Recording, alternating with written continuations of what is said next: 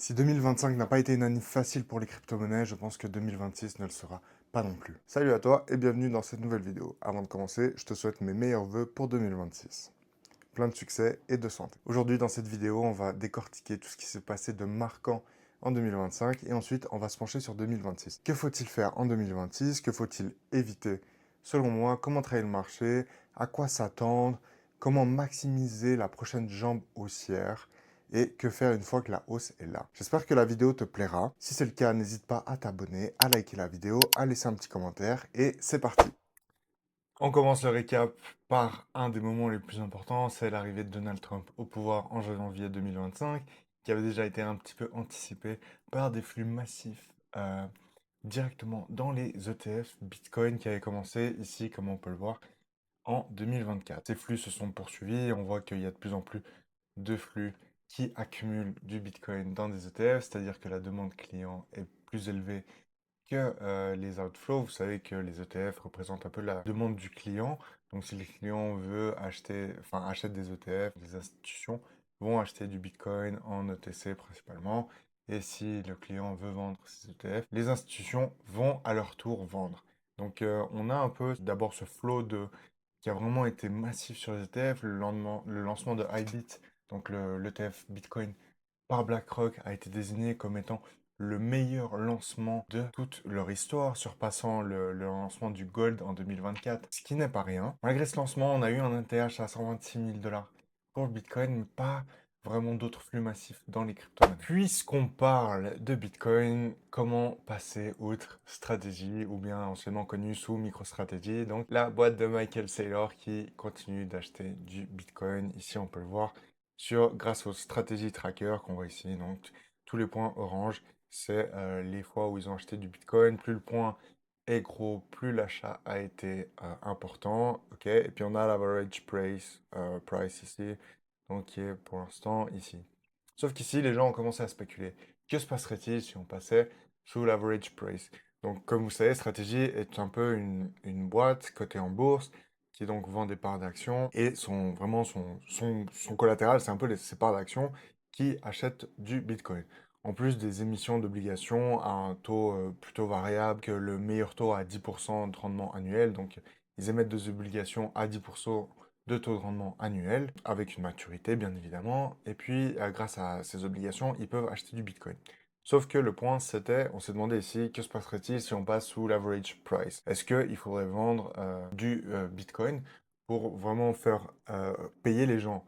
Donc, on passe sous cet average price de, je crois il était à 61 000 dollars. Que se passerait-il si les gens vendraient du cours de stratégie? Est-ce qu'ils continueraient de percevoir leurs intérêts annuels? Est-ce que MicroStrategy aurait assez en cash flow si tout le monde vendait et si tout le monde voudrait récupérer son cash? C'est un peu la peur qui s'est passée sur le marché. Tout le monde a commencé à avoir peur, surtout que Strategy a été listé au MSI. Et donc le MSI, c'est vraiment un endroit spécifique où certaines institutions achètent que des actions qui sont listées là-bas. C'est vraiment un endroit où il y a énormément de cash flow, mais quelqu'un a dit on devrait délister Stratégie du MSI tout simplement parce que en trésorerie, ils détiennent plus de 50% dans une autre monnaie que fiat, parce qu'ils détiennent bien plus de 50% de Bitcoin. Il y a eu donc ces deux événements qui ont commencé vraiment à créer du food autour de stratégie. Saylor avait dit qu'il ne vendrait jamais du Bitcoin et finalement il a fini par annoncer que peut-être il devrait vendre du Bitcoin, notamment, comme je vous expliquais, si tout le monde veut retrouver son cash, même si les obligations ne sont pas arrivées à terme, ou bien tout simplement comment payer les intérêts mensuels et annuels si la boîte n'a plus de cash. Elle n'a que du Bitcoin. Et ben forcément, on vend du Bitcoin pour retrouver du cash pour payer les intérêts. Donc il y a eu un peu cette peur que ils soient délistés du MSI, donc les gens qui en ont acheté à travers MSI doivent vendre leur part, ce qui ferait chuter le cours en bourse de Stratégie. Stratégie serait moins liquide, devrait vendre du Bitcoin pour augmenter sa réserve de dollars, pour continuer à payer les intérêts qui sont vraiment assez élevés pour le coup, et ainsi de suite. Donc ça c'est le premier point et je vous montre tout de suite ce qui s'est passé en bourse. Et voilà tout ce qui s'est passé en bourse côté stratégie. Donc tout le monde voulait du stratégie quand Bitcoin montait, faisait que de monter, faisait que de monter. Et j'envoyais ça comme un moyen d'être exposé à Bitcoin via une société cotée en bourse. Il y a une petite correction, ce qui a été normal, ok. Et puis là, ça correspond plus ou moins au top de Bitcoin. les gens ont commencé à vendre et à shorter l'action stratégie tout simplement à cause du foot que je viens de vous en parler. On se retrouve à un prix ici plutôt intéressant. On voit que c'est une ancienne zone. Peut-être que ça peut vous donner une idée au passage. Mais malgré un ATH de Bitcoin, beaucoup d'engouement, de lancement d'ETF et d'inflow aussi de cash, il n'y a pas eu de réel engouement. Rien ne s'est transvasé, déversé sur les plus petites crypto-monnaies, à commencer par Ethereum.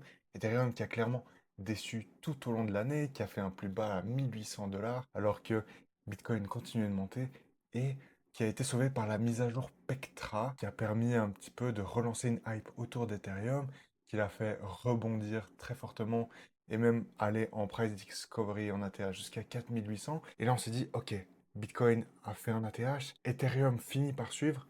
Est-ce qu'on peut avoir un bull run? La réponse, eh bien, vous la connaissez évidemment, non. De nouveau, pas eu d'engouement, pas eu cette petite mèche qui a tout fait, qui a lancé le bull run. On a juste été déçus. Euh, Marché, par contre, qui a beaucoup gagné, c'est le marché des stablecoins. Le marché des stablecoins a très fortement explosé à la hausse en 2025. Ici, on se retrouve sur mon application préférée DeFi Lama.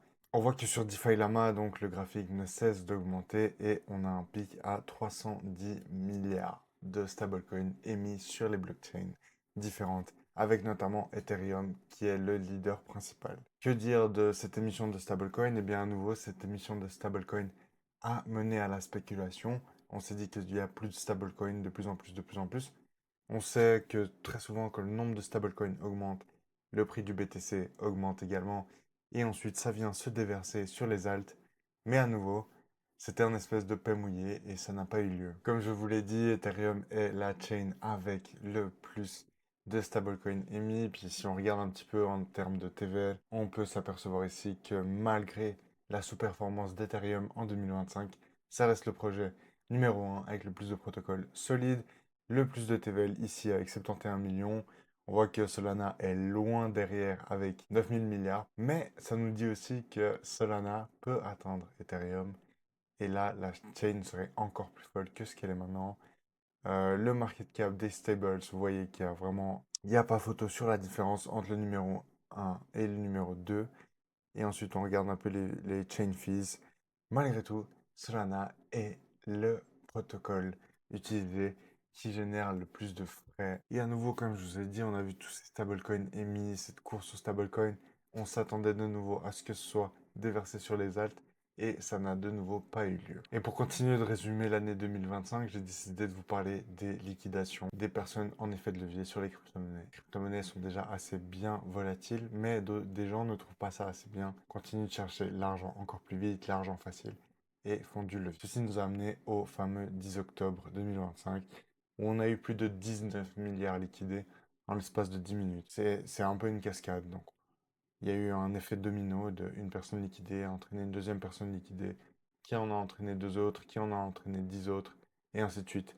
Cette cascade a entraîné 19 milliards liquidés. J'ai vu des altcoins, même dans le top 10, top 20, perdre moins 80, moins 90% en l'espace de 10 minutes. J'en profite aussi pour vous dire que cet écosystème est déjà assez volatile. Prenez votre temps, faites du spot, évitez le levier. Vous verrez que le levier, c'est un peu comme l'histoire du lièvre et de la tortue, finalement. Ne soyez pas le lièvre dans cette histoire, prenez votre temps, prenez du spot plutôt que du levier. Vous verrez que peut-être que vous ferez moins de profit que certains à l'instant T, mais au moins vous arriverez à terme avec votre capital qui aura fructifié. Tandis que ces gens en levier, même s'ils se croient invincibles, un jour il pourra à nouveau y avoir un deuxième jour comme le 10 octobre avec 19 milliards de liquidés, ils pourraient tout perdre en un instant. Gros événement marquant de 2025, donc le 10 octobre avec la plus grosse liquidation ever sur le marché des crypto-monnaies. Beaucoup de gens ont perdu de l'argent, mais pas que des retail. Beaucoup de professionnels ont perdu de l'argent. Cet argent, on doit le refaire. Et peut-être que cet argent, on ne veut plus le remettre dans ce marché-là, qui n'est pas assez mature. Alors oui, on a eu beaucoup de liquidités qui ont été sorties le 10 octobre. Peut-être que ces liquidités reviendront en 2026, peut-être que ça prend encore plus de temps, mais peut-être aussi qu'elles ne reviendront jamais. Et il faut être clair avec ça. Des gens ont perdu, des gens ont appris la leçon et ne reviendront plus. Et il faut l'accepter. Autre point aussi pour 2025, si on regarde le Crypto Fear and Greed Index, ici on a tout ce qui est en couleur, donc c'est plutôt vraiment l'écosystème crypto-monnaie.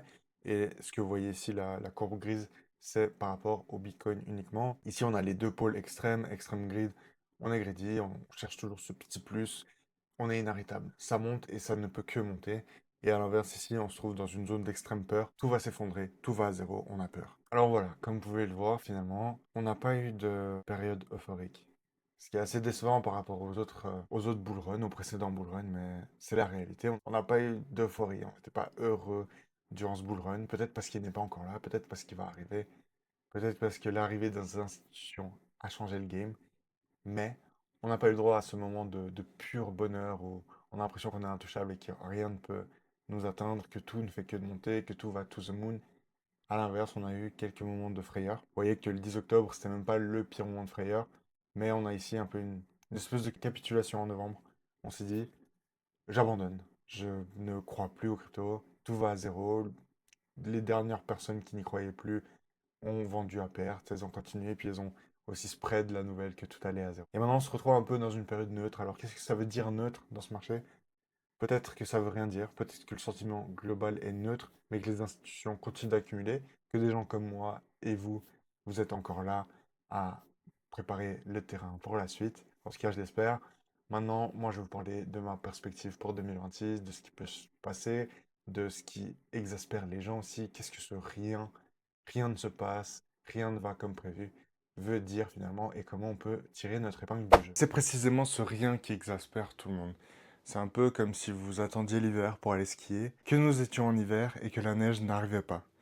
Le premier jour, le deuxième jour, vous vous dites bon, la neige elle est un petit peu en retard. Mais après 2, 3 semaines, vous dites peut-être que la neige ne viendra pas. Et après 1 mois et demi, 2 mois, vous vous dites ok, la neige ne viendra pas. Je reviendrai l'année prochaine pour essayer de skier. Ici, c'est un peu la même chose.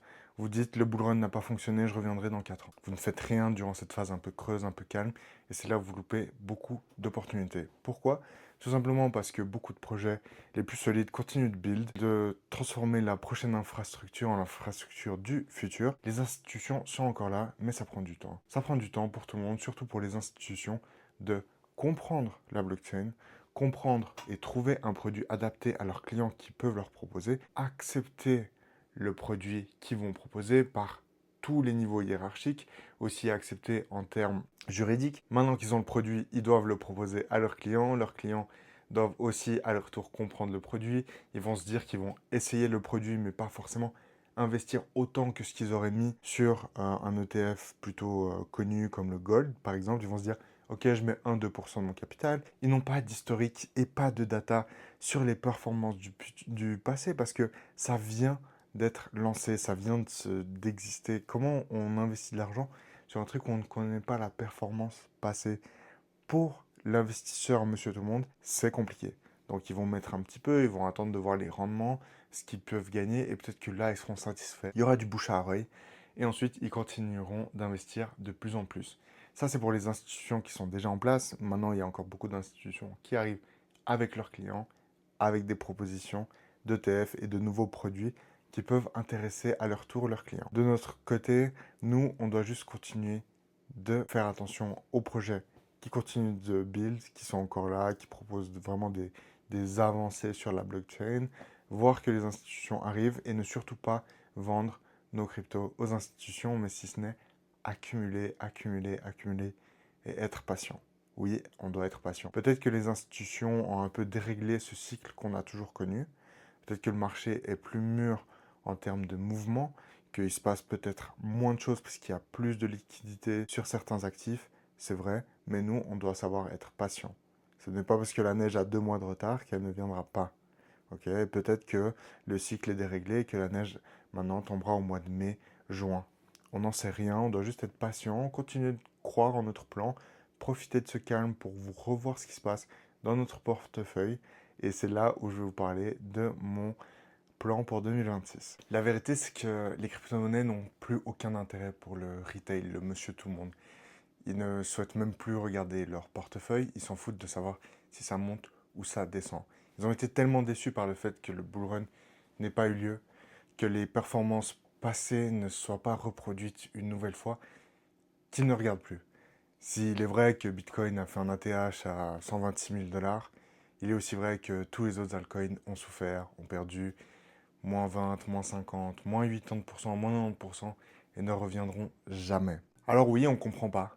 On comprend pas trop ce qui se passe. Pourquoi sur le marché traditionnel, la bourse traditionnelle, que ce soit les indices, les matières premières, tout ça soit en ATH et les crypto-monnaies soient derrière. Oui, les crypto-monnaies ont perdu énormément d'intérêt et pas sûr que ça revienne tout de suite, mais c'est là où le plus gros des opportunités se manifestent pour nous qui sommes encore là, qui continuons de travailler jour après jour. Pour ma part, en 2026, je vais me concentrer sur le top 20 des crypto-monnaies. Je sais que je veux augmenter mon exposition, notamment en Bitcoin, Ethereum, BNB et Solana, et je vais juste rester dans le top 20 pour le reste de mon portefeuille. Pour moi, c'est important de vraiment analyser ce qui s'est passé en 2025, voir qu'en 2025, beaucoup de crypto-monnaies nous ont déçus, mais aussi qu'elles sont très immatures et très volatiles. Je ne veux pas avoir à vivre une nouvelle année 2025 en 2026 avec plein d'altcoins qui perdent moins 80% comme il y a eu le 10 octobre.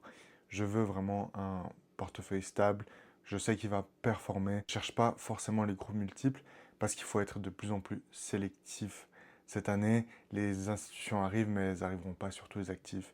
Elles arriveront sur les principaux, comprennent ceux qui peuvent ajouter de la valeur pour leurs clients. Très important de comprendre ça, de profiter de cette période de calme pour revoir son portefeuille en détail, revoir ce qu'on a en portefeuille, ce qu'on a en termes d'exposition en pourcentage, est-ce qu'on est bien avec ce pourcentage ou non, est-ce qu'on veut accumuler ou augmenter ce pourcentage en fonction des crypto-monnaies où on est, ce qu'on peut faire aussi en période de calme, est-ce qu'il y a du lending à faire, est-ce qu'il y a du yield farming à faire, est-ce que vous aimez farmer des airdrops, bref, vous l'aurez compris, il y a beaucoup de choses à faire en 2026, je vous prépare d'autres vidéos. 2026 ne sera pas plus facile que 2025, même si 2025 a déjà été très dur, mais qu'il faut continuer d'être positif, être là, rigoureux, parce que quand on achète maintenant, durant ces périodes de calme, c'est là qu'on fera notre performance plus tard. Quand tout le monde voudra acheter, parce qu'on sera, je sais pas, on passe de nous, maintenant on achète à 10 et on va monter à 20. Quand tout le monde voudra acheter à 20 et on sera à 22, personne ne voudra vendre avec seulement 10% d'augmentation. Mais nous, en ayant acheté à 10, puis en étant déjà à 20, on aura fait 100%, donc x2, et on sera plus à l'aise à vendre et à prendre nos profits. On aura plus cet effet de FOMO, parce que justement, on aura fait le travail quand tout est calme. Donc restez positif. J'espère que cette vidéo vous a plu. N'hésitez pas à me follow, à liker et à vous abonner. Je vous suivrai toute l'année 2026. Je vous proposerai des idées d'investissement et aussi de quoi faire en 2026 pendant cette période calme. Vraiment, allez, prochaine. Tchuss!